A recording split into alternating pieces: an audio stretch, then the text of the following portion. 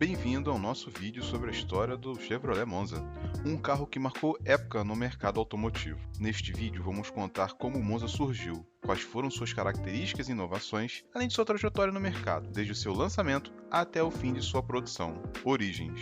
O Monza foi lançado no Brasil em 1982, mas a sua história começa na Europa, mais especificamente na Alemanha, onde foi produzido o Opel Ascona, modelo que serviu de base para o Monza. O Ascona foi lançado em 1970 como um carro de médio porte, que oferecia um bom desempenho e conforto. Em 1975, o Ascona ganhou uma nova versão, chamada de C, que foi lançada no Brasil em 1979 como o Chevrolet 1900. No entanto, foi em 1982 que o Monza realmente se tornou um modelo próprio, com mudanças significativas em relação ao Ascona. Monza, classe com esportividade. Assim é o futuro. Você tem que ficar frente a frente com ele. O Monza foi o primeiro carro da Chevrolet a ser projetado no Brasil, com a intenção de concorrer com modelos como o Ford Escort e o Volkswagen Passat. Para isso, foram feitas mudanças no motor, na suspensão, no câmbio e no design. O motor do Monza era um 1.6 a álcool, que oferecia um bom desempenho com economia, graças à adoção da injeção eletrônica, uma novidade na época. O design do Monza era moderno e esportivo, com linhas arredondadas e uma frente agressiva, que lembrava um pouco o Pontiac Firebird, um carro americano famoso na época. Assim, o Monza surgiu como um carro inovador e moderno, com características próprias que o diferenciava dos modelos europeus e americanos. Características e inovações. O Monza foi um carro inovador para a época, trazendo recursos tecnológicos que o diferenciavam dos outros modelos da categoria. Um dos principais destaques era a injeção eletrônica, que melhorava o desempenho e a economia do motor. Além disso, o Monza tinha outros recursos tecnológicos, como o sistema de ignição eletrônica que dispensava o uso de distribuidor comum na época e a suspensão traseira independente, que melhorava a estabilidade e o conforto. O Monza também tinha itens de conforto que o tornavam um carro de luxo, como ar-condicionado,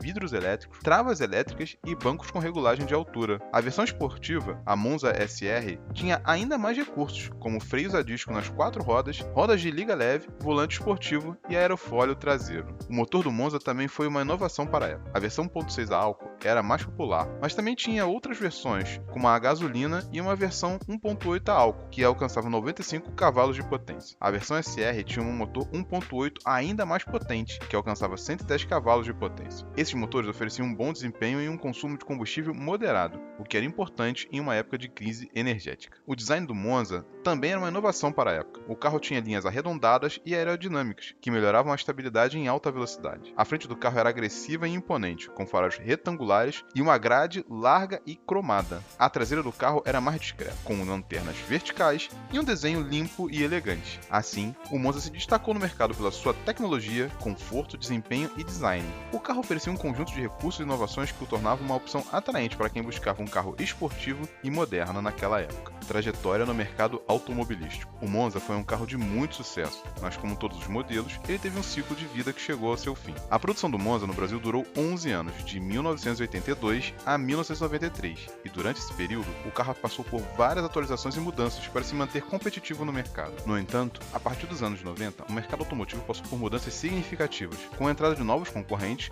e a busca por carros mais econômicos e estáveis.